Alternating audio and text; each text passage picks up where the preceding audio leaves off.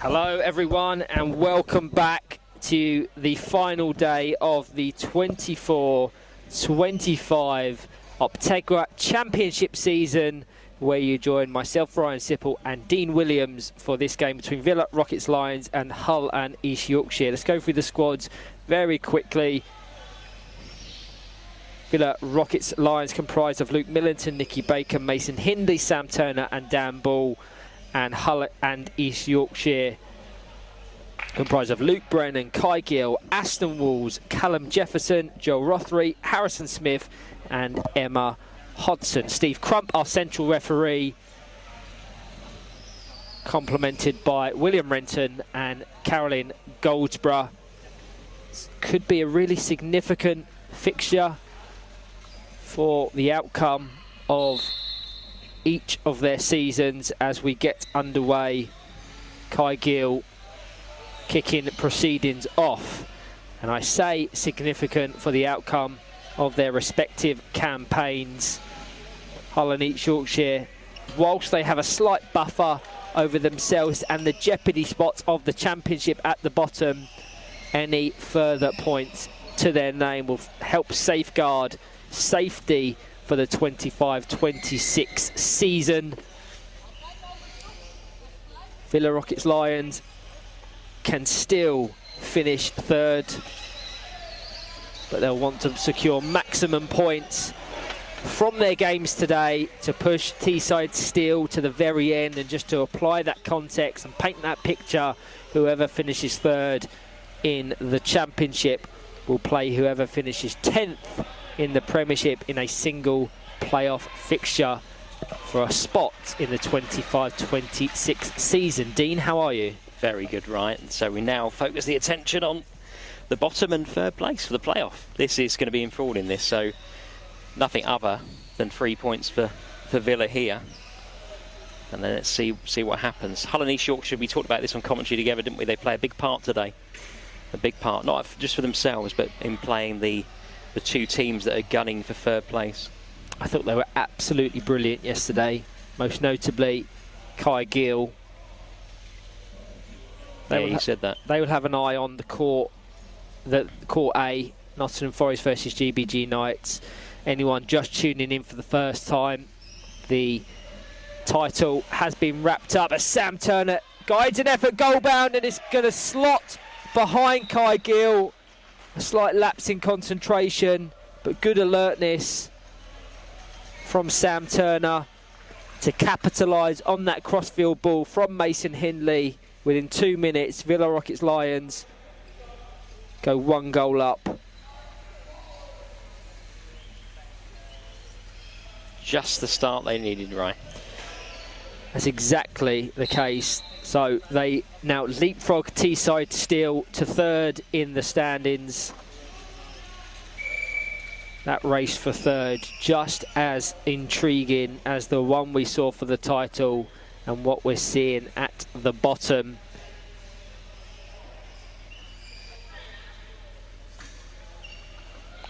Villa, Rockets, Lions with 2 games today, this being their first. They're next against Leeds Dynamos, but Teesside Steel would have a game in hand over Villa following this one, and they have a more favourable set of fixtures to contest against AFC Bournemouth Warriors before facing Hull and East Yorkshire themselves.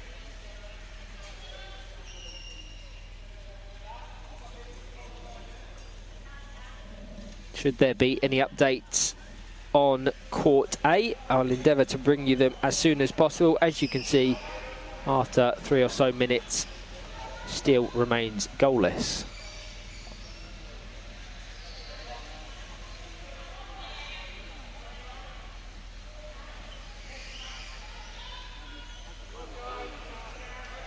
Kai Gill trying to break.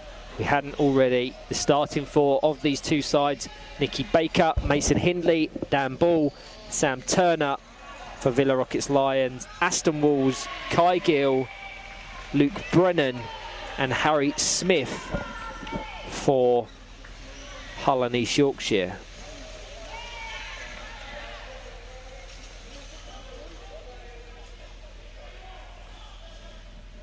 Villa Rockets trying to adapt their games to compensate for the absentee of Naglis Montvillas, who's been so central to their success since his introduction to the side, I think from game week 2 of this competition onwards. A stat such as his involvement in 85% of their goals since he joined them. I saw that, that's remarkable. Whether that's goal creation or goal scoring directly, double digits for both goals and assists, will no doubt be in contention for accolades and awards at season's end.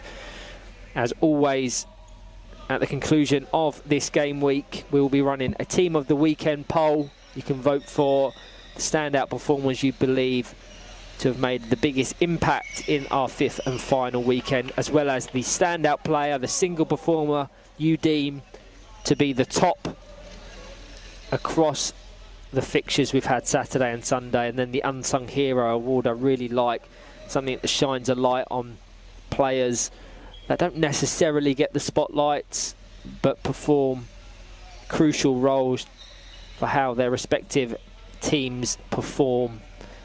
And then that will be collated and announced tomorrow lunchtime, and then Tuesday or Wednesday we will be opening up the official awards for end of season, where we will encourage you to vote for your player, young player, team, head coach and fantasy team of the season. And I honestly couldn't call it. There's so many in consideration. I think the only ones that we're going to have wrapped up following today's action is the top goal scorer and the Playmaker Awards, because they end as the season finishes. But the ones that go to a public vote, any number of players from any number of teams will be in contention. Fairly one-way traffic here so far. Mason Hindley asserting his authority in the centre.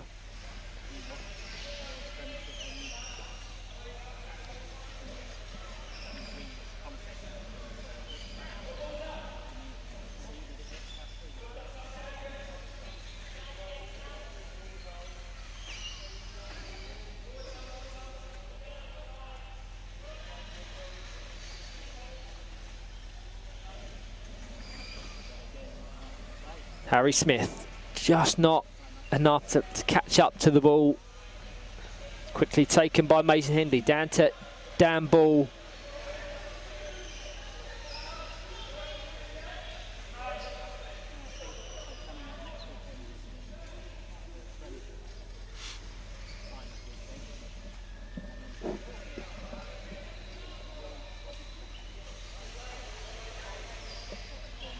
A really intriguing fixture later today. Hull and East Yorkshire, Manchester City versus AFC Bournemouth Warriors. Another that could dictate and determine who has their spot confirmed in the 25-26 Championship. And on co-coms on the other court, Lucas Fezza, Man City player, keeping a close eye on Nottingham Forest. All part of the studious homework, I'm sure, Ryan. Absolutely.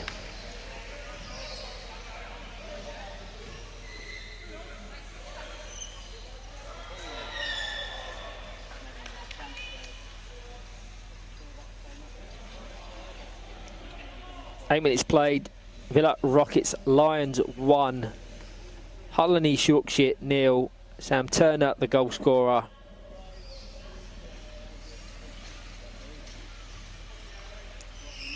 It's a nice set piece there from Kai Gill, just to slot it past Sam Turner, who's advancing onto the ball.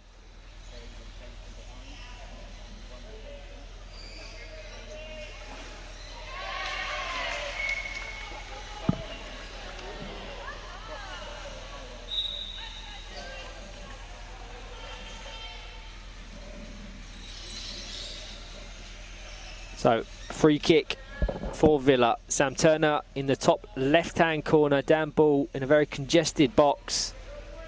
Let's run across his chair. Good close-in by Luke Brennan.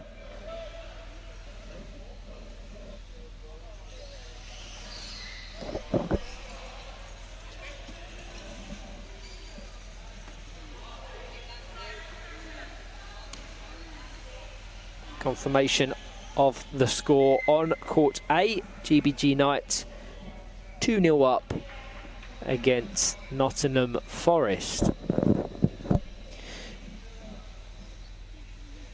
GBG Knights playing for pride now.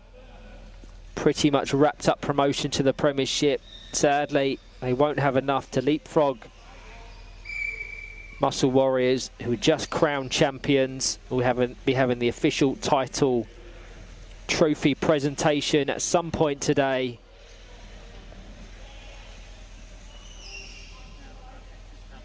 Mason Hindley just locking it up on that far side.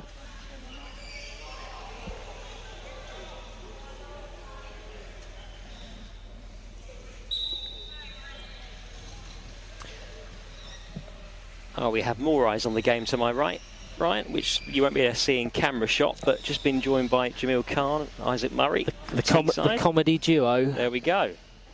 Behave yourself, please, chaps. Yeah, they'll be overseeing Villa Rockets Lions,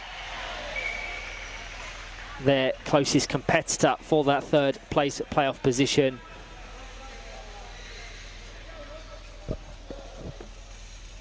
But it took till the penultimate game for Muscle Warriors to determine and decide the title. It's going to go down to the wire, as that was a brilliant opportunity, a deft touch. Once again, coming from a Kai Gill set piece down to Luke Brennan, who scored a superb goal yesterday. That would have been another to add to his impressive catalogue. There wasn't much pace on it, but the accuracy was there. Mason Hindley very fortunate to have the reading of it, of the trajectory of the ball. Guides it past the left-hand post, but the first real sign of success we've seen from Hull, and I think that's the game plan they're going to have to try and go for. They're going to absorb a lot of pressure, but they have to take their opportunities if and when they come, as Sam Turner looks to double his team's and his own advantage.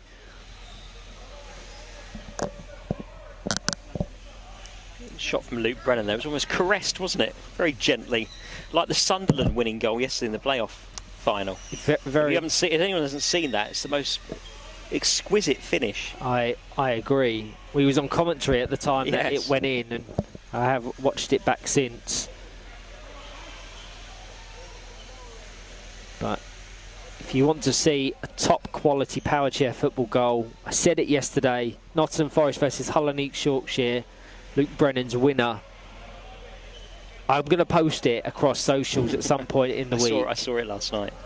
Just incredible.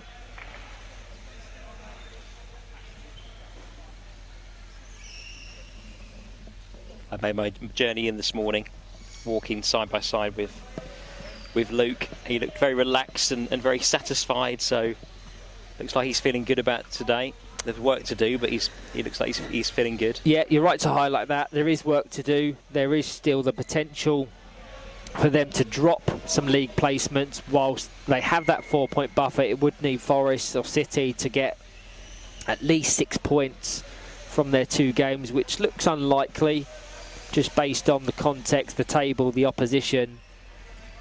So, barring some real drama in and around the Lee Westwood Sports Centre, Hull and East Yorkshire will be confirmed for the 25-26 Championship, and I think they deserve it. They've progressed, they've developed, and they've got better every time they've featured, and they are providing debutant seasons to Harrison Smith and Callum Jefferson. So they're just trying to balance that experience and youth, get the formula right. I still think they're trying to figure out their best setup, their best lineup, the best positions for each of their respective players. But one thing is for certain, their best central player is that man right there, Kai Gill. It's interesting, it feels wrong to say he's caught my eye, the bits that I watched yesterday and so far in this game, because that seems to suggest that he hadn't before. I don't mean it in that way. No, season's gone by. It's been Cole Simpson, who we know is fast tracking through the England pathway, competing at the very top for Newcastle United Foundation, and a player of his quality is always going to be that commanding presence in the centre. So Kai Gill had to settle for either the most defensive of the four, being a goalkeeper, or trying to capitalise on the service provided by Cole on either one of the wings. He's stepped up his level significantly, and Cole was a long-standing player of Hull and East Yorkshire, so it's a huge adjustment that needs to be factored in. So I don't think they necessarily knew who would be that central player, who would pick up that mantra and that responsibility, but he seems to be doing that brilliantly. I know Aston Walls flirted with that position in games weeks 1 and 2. From game week 3 onwards, they've opted to use Kai Gill there more, with Aston Walls behind him. Yeah. And I think there's some real stability in that. But overall, really impressed with Hull and East Yorkshire, and I hope that they can really see the positives from game week 1 through to game week 5, because there is plenty of them.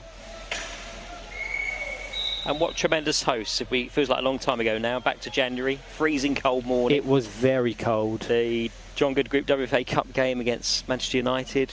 Brilliant hosts, weren't they? Brilliant. That they was. They've got a fantastic venue. They're a fantastic club. We say how proactive they are in developing and really leading the way for what a club can be in power chair football with regards to communications, marketing, partnerships. As Sam Turner tries to double his lead. Good save from Kai Gill. Blocked by Aston Walls, who's going to have a chance to break. The most advanced he's been all game. Flicked centrally. Kai Gill just taking responsibility at the back, presuming that defensive role vacated by Aston Walls as he tried to spearhead some form of attack. 4 minutes left of this first half. Villa 1, Hull 0. Just that opening goal after 2 or 3 minutes. Since then, it's settled, relatively speaking. Opportunity for Mason Hindley now, well read by Kai Gill. Not before 2-on-1 awarded in favour of Villa. Kai Gill just coming out of his box to close that opportunity. So with a few minutes left on the clock, this is a really good opportunity. One thing I noted on commentary when I was calling Villa games yesterday is how I'd like to see Mason Hindley be the receiver as opposed to the initial taker of set pieces, because the power he can generate on the secondary hit really troubles the opposition, and Dan Ball's got responsibility here, so he will almost certainly be the intended target, which he is. Sent goal-bound, blocked, and now an opportunity and a break. Harrison Smith has to be alert. Nicky Baker commits forward, and out of nowhere, Hull and East Yorkshire via Harry Smith get the equaliser. I said if and when they find success, they're going to have to try and capitalise, remain alert, keep concentration levels high, and they did so brilliantly from a break where Villa could have very easily gone 2-0 up. Yeah, that's made that very interesting, and I alluded to my right being joined by a growing army of Teesside Steel players. They were delighted by that for obvious reasons. Still a long way to go though. Really brilliant from Harry Smith there. Kai Gill putting himself in a position that the ricochet from Mason Hindley just collided with his front bumper. It's far from a formality that a ricochet can be angled and guided so perfectly to a teammate. That's by design, that's not luck. But Harry Smith was picked out, and Nicky Baker will be frustrated that she wasn't able to thwart that effort. And now 90 seconds before the break, we have a real game on our hands as Luke Brennan tries to switch the play. You can see it's given them a little bit of energy, a little bit of confidence. Yeah.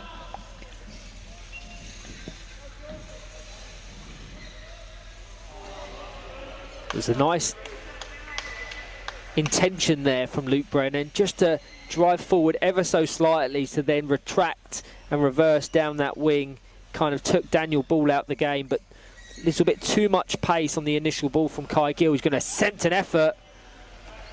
Mason Hindley well positioned to ensure that it was nothing more then a side ball.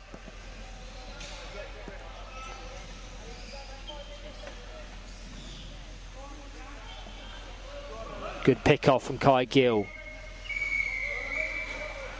Luke Brennan, closed by Mason Hindley, who's just collided with Mason Hindley. Deemed the aggressor. It's like signs of frustration. So we've got a direct free kick, 20 seconds before the end of regulation time. Could we see Hull go from a goal down to a goal up within 2 or 3 minutes?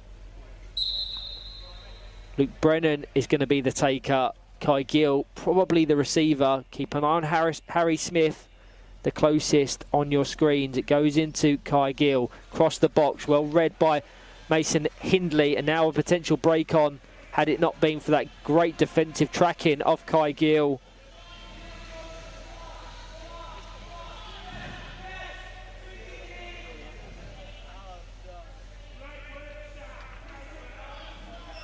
A great half of football. Cagey, tense, but very competitive. It is pretty tense, isn't it? There's a lot, we know there's a lot in the game. It's very, very easy to watch this game. Over, blocked by Luke Brennan, showing his experience there. And that will be the last action of the first half. Thank you to all that are tuning in, to myself and Dean. Villa Rockets Lions 1, Hull and East Yorkshire 1. We will be back very shortly for the second half.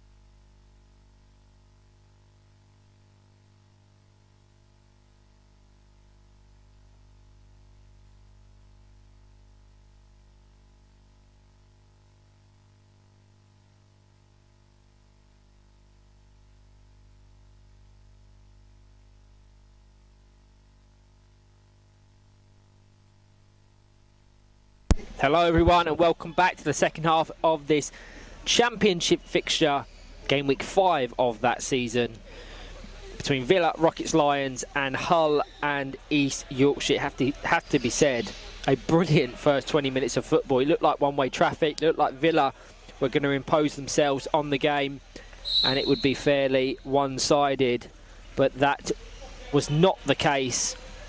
Hull and East Yorkshire, growing in confidence, managed to get a late breakaway goal to level the ties.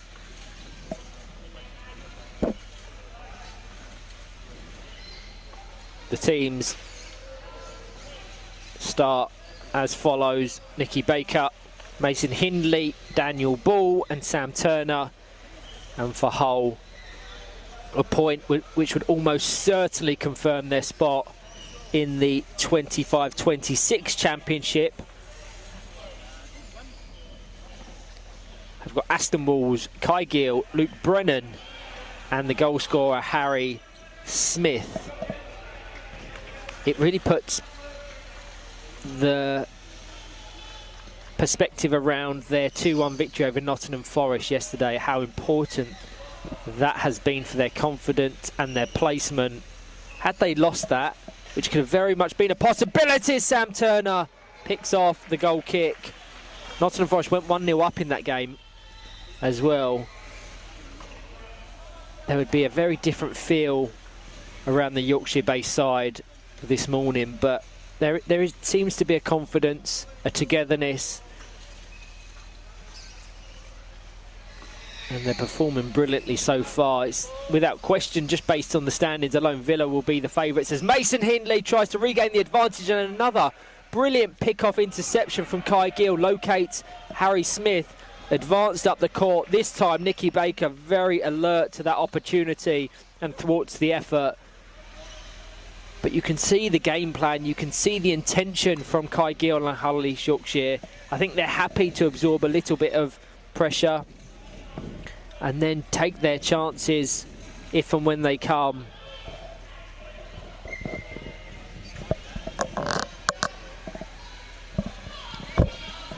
Dan Ball goes the long way round. Kai Gill readjusts with Aston Walls.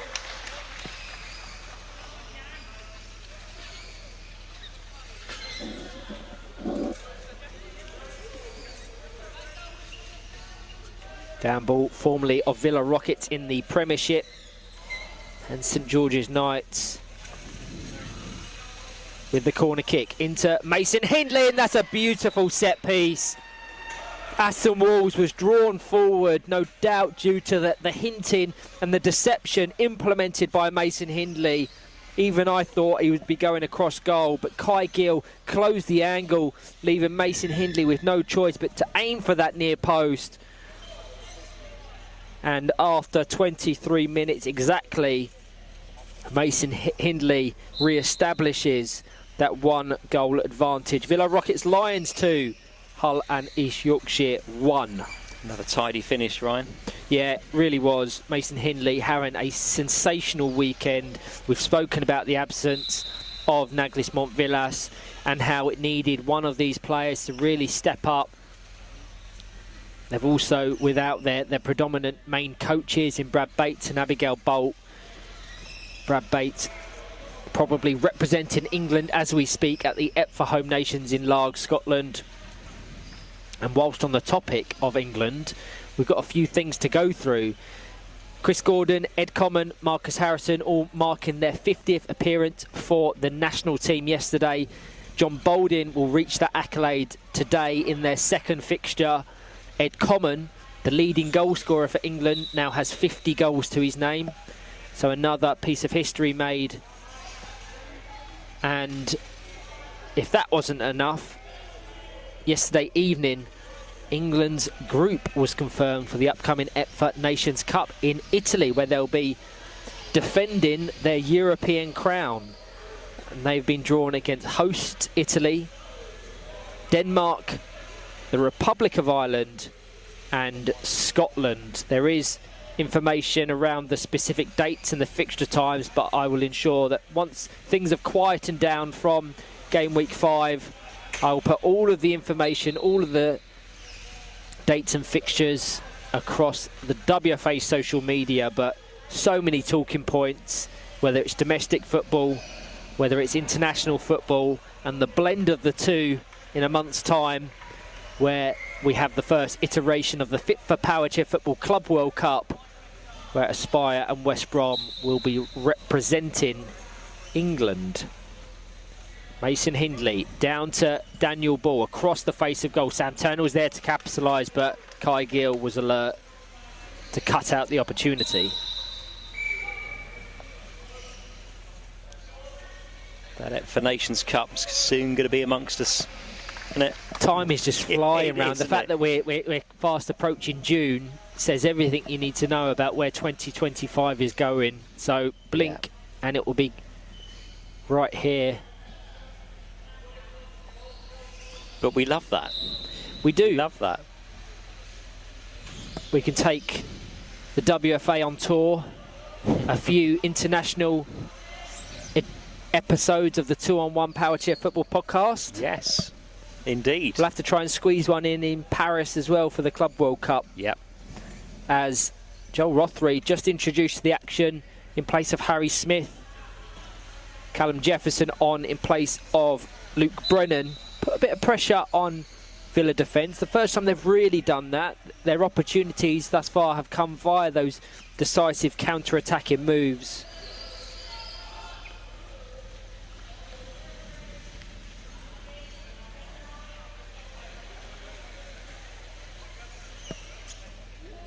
Good luck to Adam and the England team for today, who are going for his first competitive tournament, going for his first trophy, no doubt. Yeah, absolutely. All the luck to Adam McAvoy. Not that he needs it. One of the most detailed coaches in the game. Joel Rothery picks up again. Pressure in Mason Hindley and Nicky Baker in the Villa defence.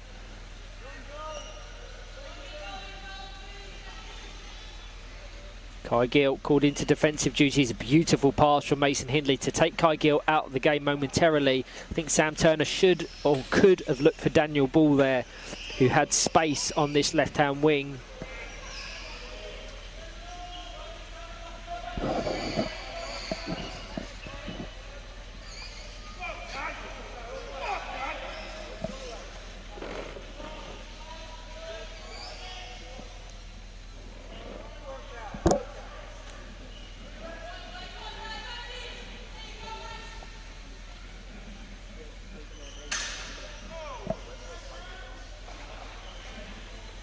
The appeals from Mason Hindley are heard by Steve Crump, but a quickly taken kick in doesn't enter the play to Hull and East Yorkshire get possession.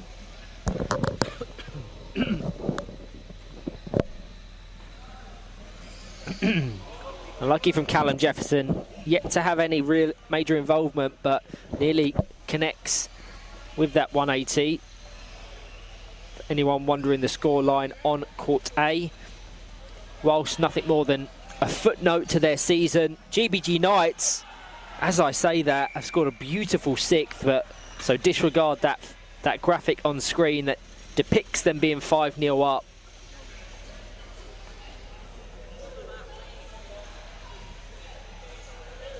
In absence of lifting that trophy, they will take pride in the fact that they will be playing their football in the Premiership in 25-26, no less than they deserve.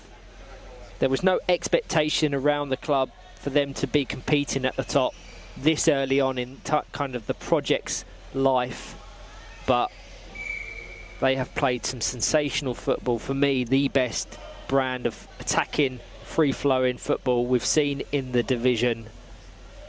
I think you have to just reference their goals scored to see how prolific they have been. As Aston Walls comes out, Kai Gill has to just cover.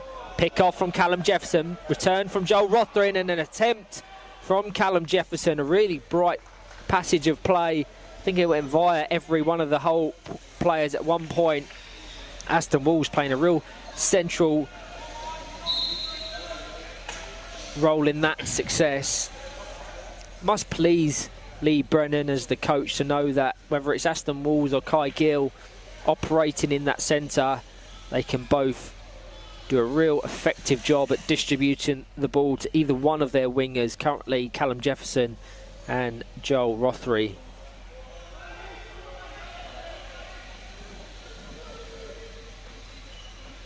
We started off seeing Hull and East Yorkshire with Aston in the centre, didn't we, for the opening few game weeks? Yep. And actually I've been watching quite closely today, and they can rotate and they can switch. Of course they can, to your point, Ryan, but actually he looks quite comfortable playing that deeper role as well.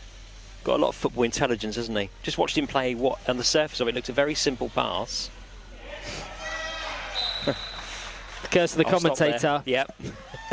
So the initial goal kick from Kai Gill, intercepted initially by Sam Turner. It looked like it was going goal bound, collided off the right hand post, but Dan Bull was there to make sure that the goal was scored. So 31 minutes in, slightly unfortunately for Hull and East Yorkshire, they go down by 3-1. But good instinctive finish from Dan Bull. Good pressing play from Sam Turner. And straight away back on the front foot, trying to inflict further damage. 2-on-1 in favour of Hull. Just want to go back. We're not commentating on it, Ryan, sorry, but you just made reference to GBG Knights in terms of their brand of football and their style of football throughout the season. Just looked at their goal difference, 64. I mean, that is extraordinary. The next best goal difference is 40 by the champions Muscle Warriors. So, I mean, blimey, in terms of playing that attacking, free-flowing football you've talked about, that's an incredible goal difference. Well, no team within the entire National League, and that encompasses the Premiership as well, can boast such a prolific stat.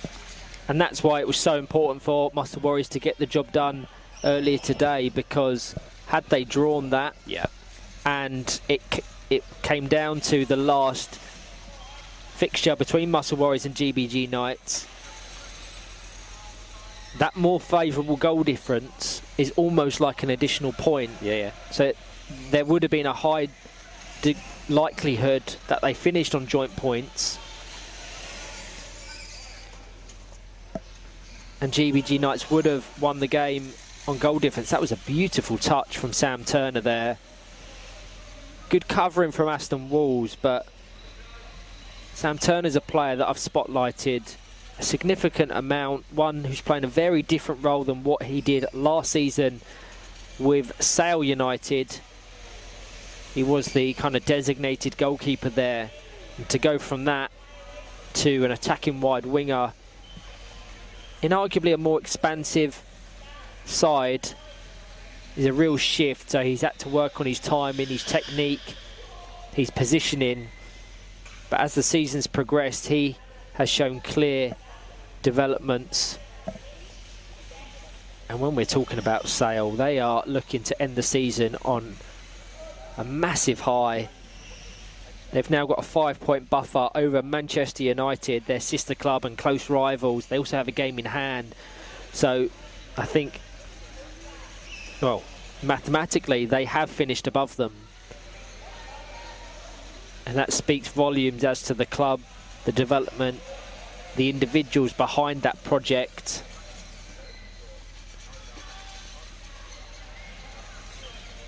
Next up on Court B, Sale United take on Manchester City, a Manchester derby. As Manchester City are trying to desperately claw their way away from the jeopardy spots.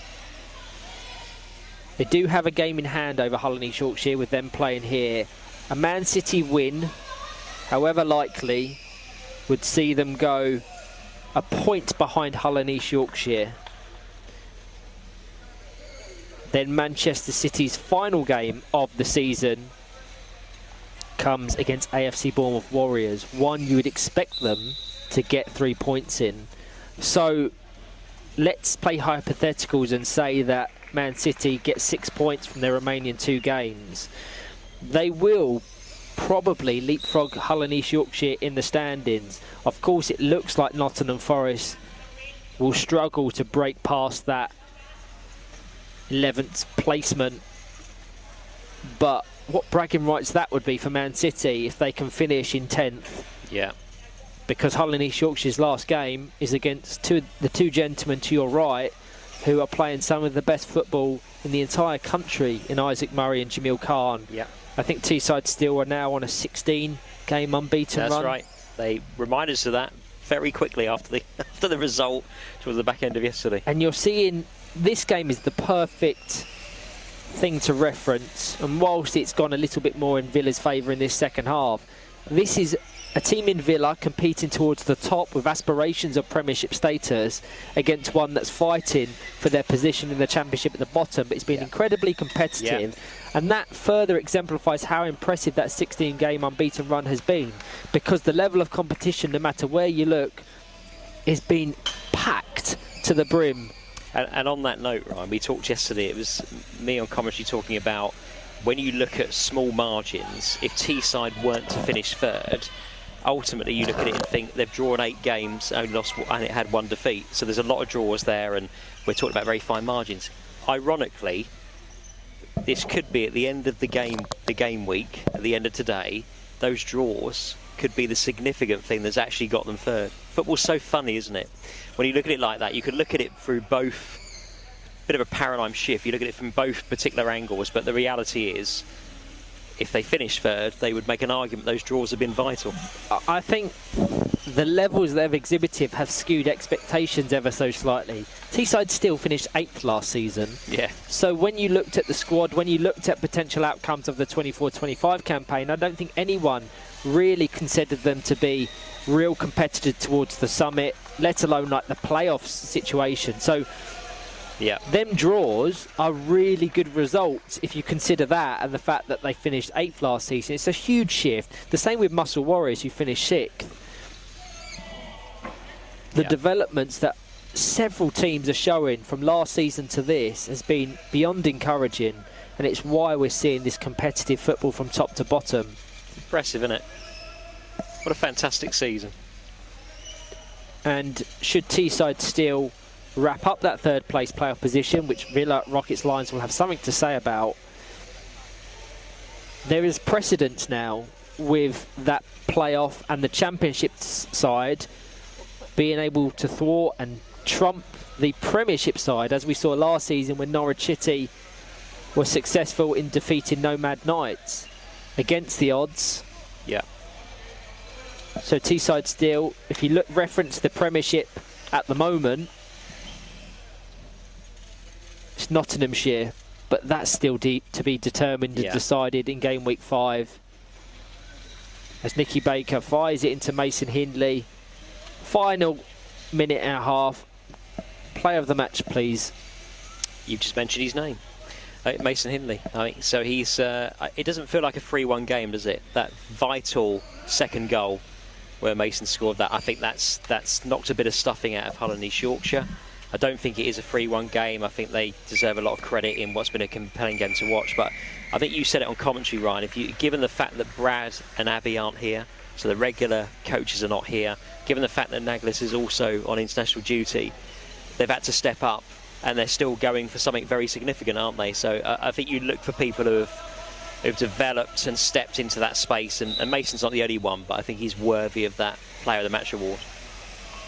And just on the topic of Hull and East Yorkshire, this shares a lot of similar traits to their 5-1 defeat to Leeds Dynamos. I don't think the scoreline is completely reflective for how the game played out and the levels of performances their individual players have shown. So a lot of positives to take of your Hull and East Yorkshire. There's a real team in there that's quietly going about their business, and will be looking to build in the off-season, come back bigger and better in the 25-26 campaign. Really do like watching Hull and East Yorkshire. Yeah, no, agreed. This season won't do them any harm at all. There's still, like you've said, there's still a bit of jeopardy involved in the season, but it won't do them any harm. Mason Hindley down the line.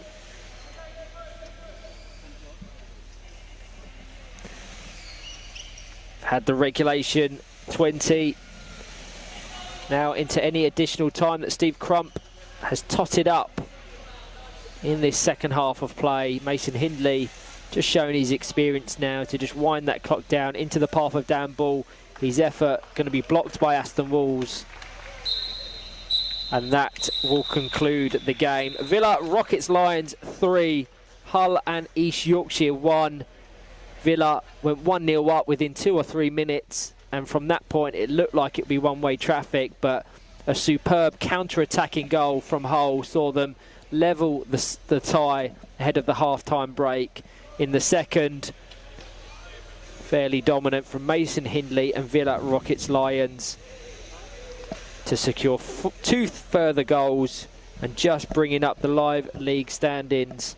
You can see what that does for their placement. We're surrounded currently by several Teesside Steel players, but Villa Rockets Lions currently have a grasp on that third place position.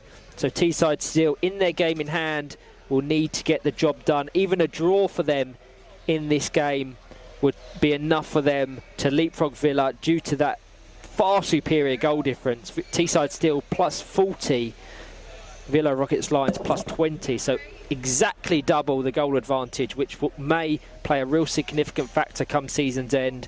Thank you to all that are tuning in, to myself and Dean Williams. I'll be back on commentary next up for Sale United versus Manchester City.